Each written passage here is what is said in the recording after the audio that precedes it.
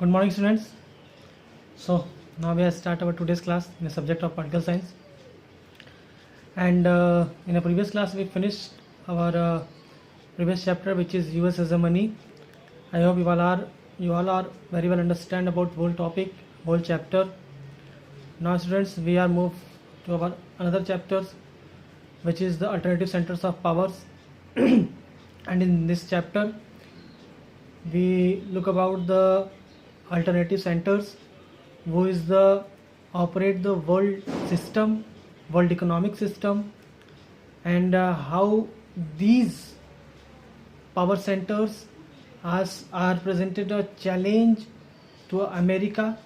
So student, अब हम इस नए चैप्टर में देखते हैं कि किस प्रकार से ये जो नए शक्ति केंद्र उभर करके आए, ये किस प्रकार से अमेरिका को चुनौती दिया, अमेरिका के प्रभुत्व को, अमेरिका के हेजमनी को, अमेरिका के डोमिनेशन को किस प्रकार से एक तरीके से रोकने का प्रयास किया। तो स्टूडेंट, इसमें सबसे पहला जो अल्टरनेटिव सेंटर्स हम देखेंगे या जो शक्ति केंद्र है वो है यूरोपियन यूनियन। और उसके पहले हम आपसे थोड़ा सा इसके बारे में चर्चा करना चाहते हैं कि 1990 के पहले या 1990 के बाद जब यूएसएसआर डिसइंटीग्रेट हो गया तो पूरी दुनिया में एक ध्रुवीय विश्व बन गई, पूरी दुनिया एक ध्रुवीय व्यवस्था में आ गई जिसमें अमेरिका लीड कर रहा था। और हमने हेजमनी वाले चैप्टर में पढ़ा भी कि कैसे उसने पूरे विश्व को मिलिट्री के बेस पे, कल्चर के बेस पे, स्ट्रक्चरल फॉर्म में हर तरीके से पूरी दुनिया को अपने डोमिनेशन में रखा, अपने वर्चस्व में रखा। तो स्टूडेंट्स, उसके बाद जब इन देश और जो देश थे दुनिया में उनको लगने लगा कि हम इसको चुनौती कैसे दें, तो इन्होंने एक समूह बनाने की प्रक्रिया की शुरुआत की। और इन्होंने उनके यहाँ जो छोटे छोटे विवाद थे क्षेत्रीय स्तर पे, रीजनल लेवल पे जो कॉन्फ्लिक्ट थे, उस कॉन्फ्लिक्ट को ख़त्म किया रीजनल लेवल पे ही। और उस कॉन्फ्लिक्ट को ख़त्म करने के बाद इस पूरे विवाद को किनारे करके उसका सॉल्यूशन निकाल करके वो एक समूह बन करके एक हुए, आर्थिक तौर पे एक संगठन बने। और आर्थिक तौर पे एक संगठन बनने के बाद फिर वो विश्व व्यवस्था में आए और वो अमेरिका को चुनौती देने लायक शक्ति हासिल कर पाए, जिसमें हम देखेंगे आसियान वगैरह को। आसियान एक दक्षिण एशियाई कंट्रीज़ का ग्रुप है। यूरोपियन यूनियन को देखेंगे। और चाइना ने तो अकेले ही अपनी शक्ति दिखाई, आर्थिक शक्ति दिखाई 1978 के बाद, जब उसने ओपन डोर पॉलिसी अपनाई। डेंग ज़ेंगियांग उस समय के राष्ट्रपति थे और उनके नेतृत्व में जो ओपन डोर पॉलिसी उन्होंने अपनाई, उसके बारे में हम लोग आगे चर्चा करेंगे। यह हम केवल एक इंट्रोडक्शन दे रहे हैं। तो इस पॉलिसी के बाद चाइना का ज़बरदस्त विकास हुआ। आप इस चैप्टर के पहले ही पेज पे देख सकते हो।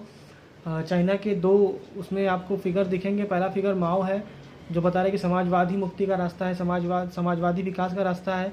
और ठीक उसके बाद पूंजीवाद से ओतप्रोत चाइना दिख रहा है आपको। 1978 के बाद शंघाई है जो कि ज़बरदस्त विकास कर लिया है। और ये तब कर पाया जब वो अपने यहाँ इकोनॉमिक कैपिटलिज्म को लेकर के आया।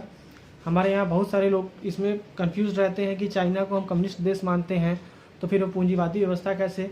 तो राजनीति में सब कुछ, राजनीति खेल ही संभावना का है, ये कोई गणित नहीं है। सबसे पहली बात तो आप पॉलिटिकल साइंस पढ़ने के पहले यह जान लीजिए कि पॉलिटिकल साइंस कोई गणित नहीं है जहाँ पे 2 + 2 4 ही होंगे। पॉलिटिकल साइंस 2 + 2 22 भी हो सकता है, 4 भी हो सकता है, 0 भी हो सकता है और 2 + 2 इन्फिनाइट भी हो सकता है। तो पॉलिटिकल गेम ही है ये संभावनाओं का। इसमें कुछ भी संभव हो सकता है, कोई भी चीज़ें। आज जो राजनीतिक दल एक दूसरे के कट्टर शत्रु हैं, कल वही सरकार में आ सकती हैं। तो आप राजनीतिक पॉलिटिकल साइंस को इस तरीके से पढ़ना शुरू करिए, तब आपको इजी रहेगा। क्योंकि आप अक्सर कंफ्यूज हो जाते होंगे कि communist ideology, capitalist ideology, communist देश तो कैपिटलिज्म इकोनॉमी, तो ये कैसे पॉसिबल है। तो अब आपको मुझे लगता है क्लियर हो गया होगा कि ये कैसे पॉसिबल हो सकता है या कैसे पॉसिबल हो रहा है। स्टूडेंट, सबसे पहले इसमें हम लोग देखेंगे यूरोपियन यूनियन।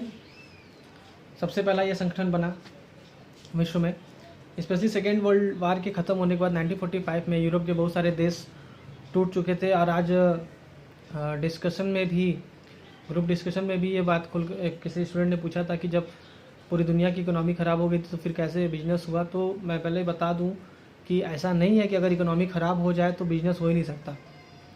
बहुत सारे देश ऐसे होते हैं, मित्र देश ऐसे होते हैं जो किसी देश को आर्थिक तौर पर मदद करते हैं उनकी इकोनॉमी को स्ट्रॉन्ग करने के लिए, उनकी इकोनॉमी को बूस्ट करने के लिए। और किसी भी देश की इकोनॉमी अगर ख़राब हो रही है तो भी वो कुछ ना कुछ लेवल पे बिजनेस करता ही है और उसी बिजनेस के बिहाफ पे फिर वो अपना विकास करता है। तो 1945 में भी ऐसे ही हुआ।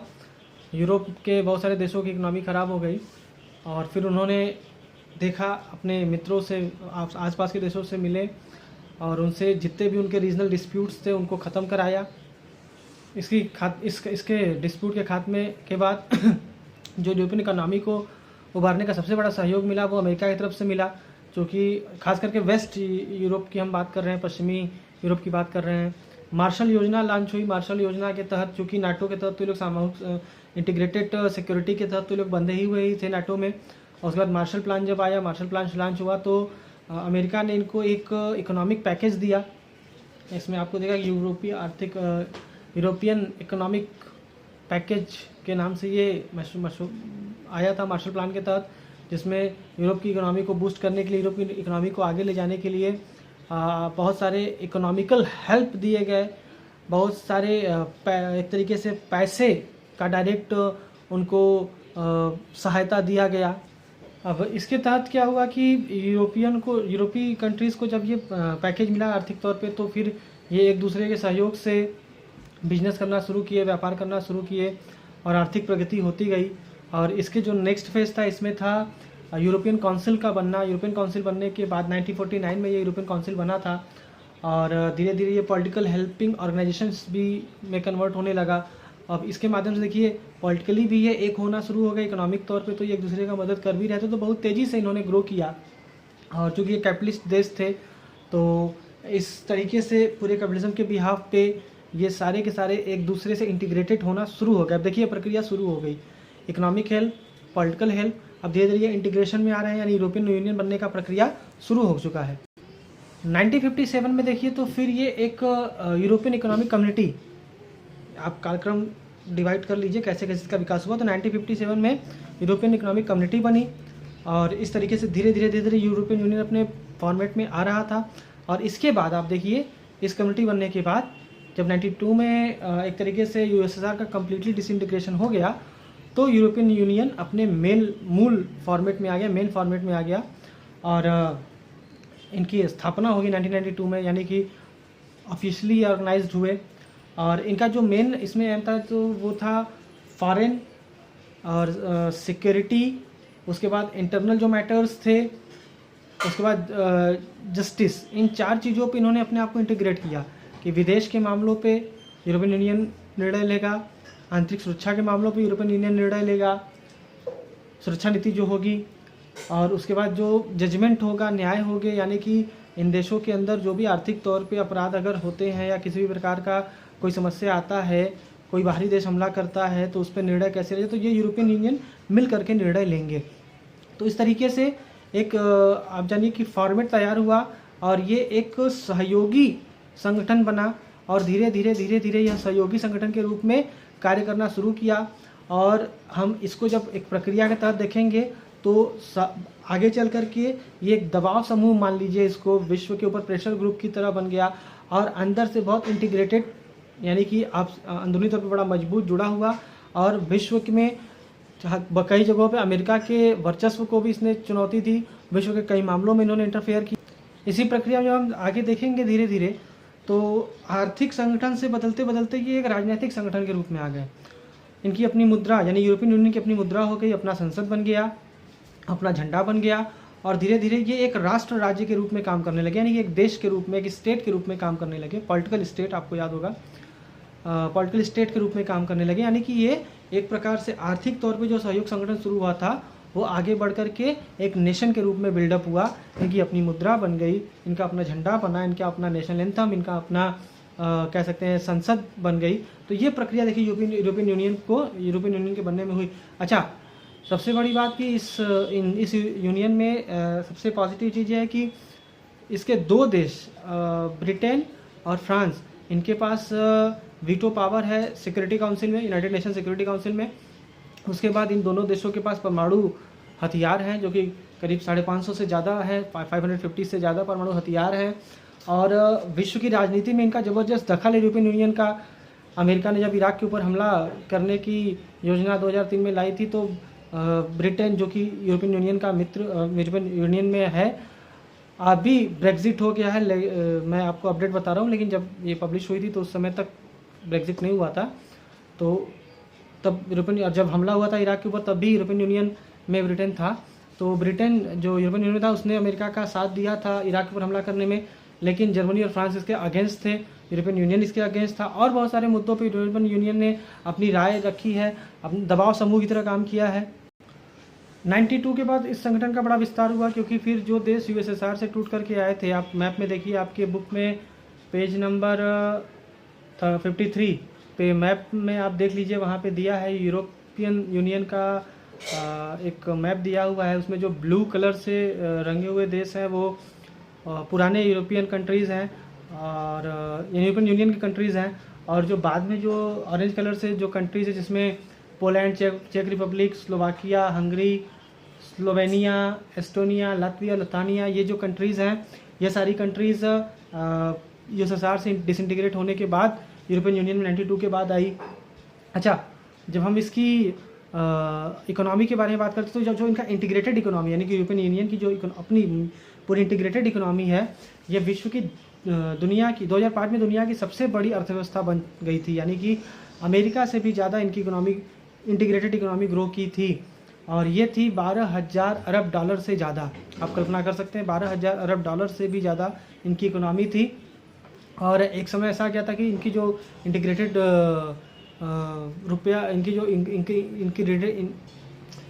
जो इंटीग्रेटेड मनी है, जिसको यूरो कहते हैं, जैसे हमारे यहाँ जो मनी है हम उसको रुपीस कहते हैं, रुपया कहते हैं। अमेरिका का जो अमेरिका की जो मनी है उसे डॉलर कहते हैं। तो इनकी इंटीग्रेटेड मनी, यानी कि जो यूरोपियन यूनियन का जो मनी है उसे यूरो कहते हैं। इंटीग्रेटेड शब्द मैं इसलिए यूज़ कर रहा हूँ क्योंकि जो ब्रिटेन का अपना यानी ब्रिटेन के अंदर जो मनी चलती है, उनका अपना देश है, वहाँ पाउंड चलता है।